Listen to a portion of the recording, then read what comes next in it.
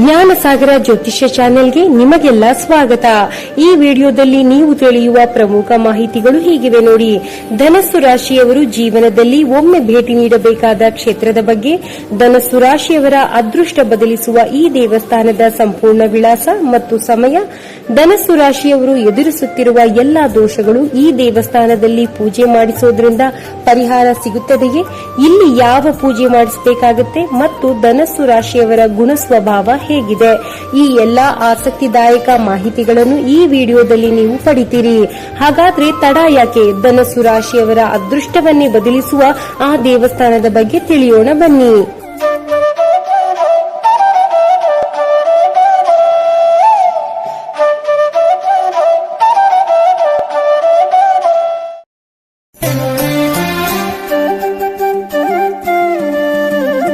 ನಮಸ್ತೆ ವೀಕ್ಷಕರೇ, ಜ್ಯೋತಿಷ್ಯ ಶಾಸ್ತ್ರದ ಪ್ರಕಾರ ಪ್ರತಿಯೊಂದು ರಾಶಿ ಚಕ್ರಗಳು ಕೂಡ ತಮ್ಮದೇ ಆದ ಪರಿಹಾರ ಕ್ಷೇತ್ರಗಳನ್ನು ಹೊಂದಿರುತ್ತಾರೆ.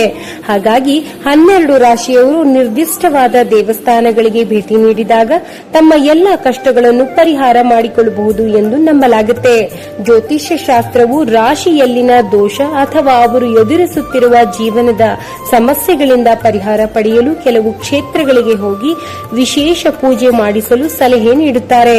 ನಾವು ಈಗಾಗಲೇ ಮೇಷರಾಶಿಯಿಂದ ವೃಶ್ಚಿಕ ರಾಶಿಯವರೆಗೆ ಪರಿಹಾರ ಕ್ಷೇತ್ರಗಳ ಬಗ್ಗೆ ಮಾಹಿತಿ ನೀಡಿದ್ದೇವೆ. ಧನಸ್ಸು ರಾಶಿಯವರು ಕೂಡ ತಾವು ಎದುರಿಸುತ್ತಿರುವ ಹಣಕಾಸಿನ ಸಮಸ್ಯೆ, ವಿವಾಹ ಅಡೆತಡೆ, ಸಂತಾನ ಸಮಸ್ಯೆಗಳಿಂದ ಪಾರಾಗಲು ಈ ಕ್ಷೇತ್ರಕ್ಕೆ ಭೇಟಿ ನೀಡಲೇಬೇಕು. ಆ ಕ್ಷೇತ್ರದ ಬಗ್ಗೆ ತಿಳಿಯುವ ಮೊದಲು ಧನಸ್ಸು ರಾಶಿಯವರೇ, 12 ರಾಶಿಗಳಲ್ಲಿ ನೀವು ಎಷ್ಟು ಒಳ್ಳೆಯ ಗುಣ ಸ್ವಭಾವಗಳನ್ನು ಹೊಂದಿರುವಿರಿ ಎಂಬುದನ್ನು ತಿಳಿಯೋಣ ಬನ್ನಿ. ಸದಾ ಒಂದಲ್ಲ ಒಂದು ವಿಷಯಗಳ ಬಗ್ಗೆ ನೀವು ತಿಳಿಯುವ ಹಂಬಲ ಹೊಂದಿರುತ್ತೀರಿ, ಸಕಾರಾತ್ಮಕ ಯೋಚನೆ ಮಾಡ್ತೀರಿ, ಸ್ವತಂತ್ರ ಪ್ರಿಯರು, ಪ್ರಯಾಣ ಮಾಡಲು ಬಯಸುವವರು, ಬೆನ್ನಿನ ಹಿಂದೆ ಮಾತನಾಡುವವರು ಅಲ್ಲ, ಆದರೂ ಸಹ ಅತಿಯಾದ ಆತ್ಮವಿಶ್ವಾಸ ಹೊಂದಿರುವವರು, ತಾಳ್ಮೆಯ ಕೊರತೆ ಇರುವವರು, ಬೇಗ ಬೇಸರವಾಗುವ ಪ್ರವೃತ್ತಿ ಇರುವವರು. ಧನಸ್ಸು ರಾಶಿಯವರೇ, ನೀವು ಎದುರಿಸುತ್ತಿರುವ ಕಷ್ಟಗಳು ನಮಗೆ ಗೊತ್ತು. ಮಾನಸಿಕವಾಗಿ ಹಾಗೂ ದೈಹಿಕವಾಗಿ ನೀವು ಬಹಳನೇ ಕುಗ್ಗಿದ್ದೀರಿ. ದೈಹಿಕವಾಗಿ ಸೊಂಟ ಮತ್ತು ತೊಡೆಯ ಭಾಗದ ಸಮಸ್ಯೆಗಳು, ಜೀರ್ಣಕ್ರಿಯೆಯ ತೊಂದರೆಗಳು, ತೂಕ ಹೆಚ್ಚುವುದು, ರಕ್ತದೊತ್ತಡ, ನರಗಳ ದೌರ್ಬಲ್ಯ, ಆಗಾಗ ಗಾಯಗಳಾಗುವಂತಹ ಸಮಸ್ಯೆಗಳನ್ನು ನೀವು ಅನುಭವಿಸುತ್ತಿರಬಹುದು. ಆದರೆ ನೆನಪಿಡಿ ಸ್ನೇಹಿತರೆ, ನಾವು ಹೇಳುವ ಈ ಒಂದು ದೇವಸ್ಥಾನ ನಿಮ್ಮ ಎಲ್ಲಾ ಸಮಸ್ಯೆಗಳಿಗೆ ಪರಿಹಾರ ಕ್ಷೇತ್ರವಾಗಿದೆ. ನೀವು ಒಮ್ಮೆ ಇಲ್ಲಿಗೆ ಹೋಗಿ ಪೂಜೆ ಮಾಡಿಸಿದರೆ ನಿಮ್ಮ ಎಲ್ಲಾ ದೋಷಗಳು ಮಂಚಿನಂತೆ ಕರಗಿ ಹೋಗುತ್ತೆ.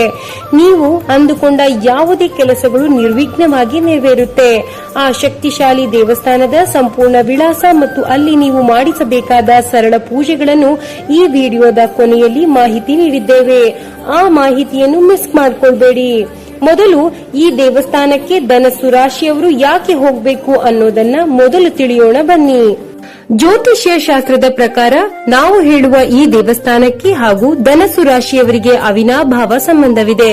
ಧನಸ್ಸು ರಾಶಿಯ ಅಧಿಪತಿ ಗುರುಗ್ರಹ.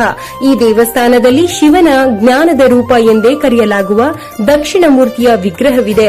ಇದು ಅತ್ಯಂತ ಶಕ್ತಿಶಾಲಿ ಎಂದು ಪರಿಗಣಿಸಲ್ಪಟ್ಟಿದೆ. ಜ್ಯೋತಿಷ್ಯದ ಪ್ರಕಾರ ದಕ್ಷಿಣ ಮೂರ್ತಿಯನ್ನು ಗುರುಗ್ರಹ ಎಂದೇ ಪೂಜಿಸಲಾಗುತ್ತೆ.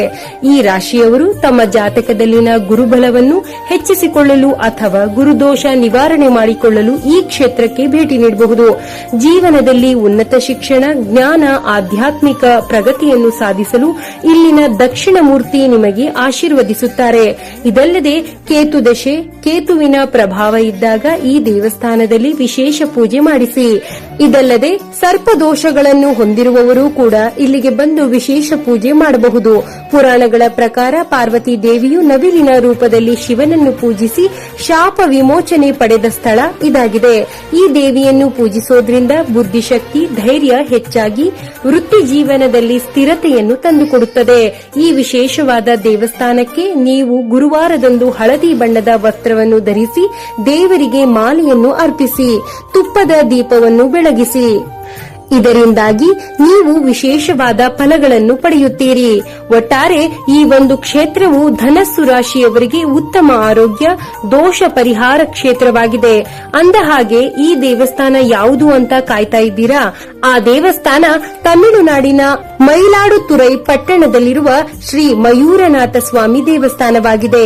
ಈ ಆಲಯವು ಅತ್ಯಂತ ಪ್ರಸಿದ್ಧ ಹಾಗೂ ಐತಿಹಾಸಿಕ ಶಿವನ ದೇವಾಲಯಗಳಲ್ಲಿ ಒಂದಾಗಿದೆ.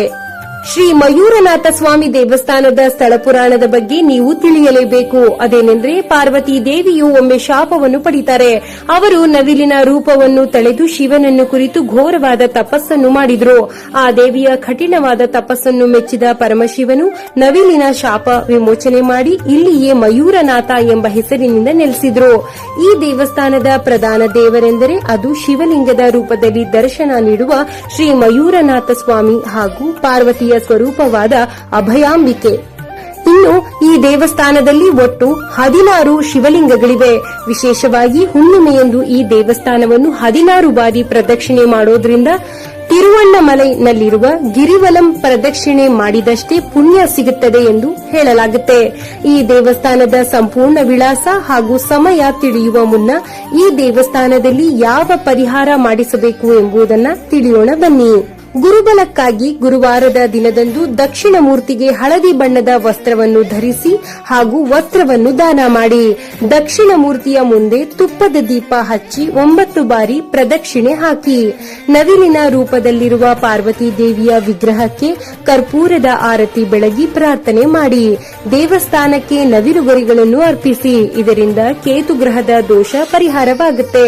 ಅಭಯಾಂಬಿಕೆ ದೇವಿಗೆ ಹಳದಿ ಸೀರೆ, ಬಳೆಗಳನ್ನು ಅರ್ಪಿಸಿ. ದೇವಸ್ಥಾನದ ಸಮೀಪದಲ್ಲಿರುವ ತುಲಾ ಘಾಟ್ನಲ್ಲಿ ಪ್ರಾರ್ಥನೆ ಮಾಡಿ. ಇದರಿಂದ ಮಾನಸಿಕ ಗೊಂದಲಗಳು, ಪಿತೃದೋಷಗಳು, ದೀರ್ಘಕಾಲದ ಆರೋಗ್ಯ ಸಮಸ್ಯೆಗಳಿಂದ ಮುಕ್ತಿ ಪಡಿತೀರಿ. ಬಡವರಿಗೆ ದಾನ ಧರ್ಮ ಮಾಡಿ. ಈ ದೇವಸ್ಥಾನದ ಸಂಪೂರ್ಣ ವಿಳಾಸ ಹೀಗಿದೆ.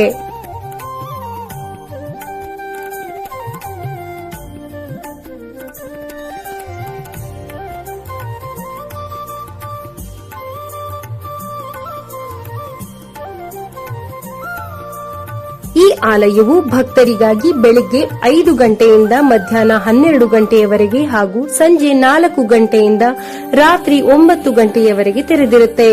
ನೋಡಿದ್ರಲ್ಲ ಸ್ನೇಹಿತರೆ, ಧನಸ್ಸು ರಾಶಿಯವರ ಪರಿಹಾರ ಕ್ಷೇತ್ರ ಯಾವುದು ಅಂತ. ನಾವು ಈಗಾಗಲೇ ಮೇಷರಾಶಿಯಿಂದ ವೃಶ್ಚಿಕ ರಾಶಿಯವರಿಗೆ ಪರಿಹಾರ ಕ್ಷೇತ್ರಗಳ ಬಗ್ಗೆ ವಿಡಿಯೋ ಮಾಡಿ ವೀಕ್ಷಕರಿಗೆ ನೀಡಿದ್ದೇವೆ. ನಿಮಗೆ ಯಾವ ರಾಶಿಯ ಅಥವಾ ನಕ್ಷತ್ರದ ಪರಿಹಾರ ಕ್ಷೇತ್ರ ಬೇಕು ಅನ್ನೋದನ್ನ ಕಾಮೆಂಟ್ನಲ್ಲಿ ನಮಗೆ ತಿಳಿಸಿ. ನಾವು ಆ ವಿಡಿಯೋದ ಲಿಂಕ್ ನಿಮಗೆ ಕಳುಹಿಸುತ್ತೇವೆ. ಮುಂದಿನ ವಿಡಿಯೋದಲ್ಲಿ ಮತ್ತೊಂದು ಆಸಕ್ತಿದಾಯಕ ಮಾಹಿತಿಯ ಜೊತೆ ಮತ್ತೆ ನಿಮ್ಮ ಮುಂದೆ ಬರ್ತೀವಿ. ವಿಡಿಯೋ ನೋಡಿದ್ದಕ್ಕೆ ಧನ್ಯವಾದಗಳು. ದಯವಿಟ್ಟು ಹೆಚ್ಚಿನ ವಿಡಿಯೋಗಳನ್ನು ನೋಡಲು ಸಬ್ಸ್ಕ್ರೈಬ್, ಲೈಕ್, ಕಾಮೆಂಟ್ ಮಾಡಿ. ಮತ್ತು ನಿಮಗೆ ಇಂತಹ ವಿಡಿಯೋ ಇಷ್ಟವಾದರೆ ದಯವಿಟ್ಟು ನಿಮ್ಮ ಫ್ಯಾಮಿಲಿ ಮತ್ತು ಫ್ರೆಂಡ್ಸ್ ಜೊತೆ ಹಂಚಿಕೊಳ್ಳಿ. ಧನ್ಯವಾದಗಳು.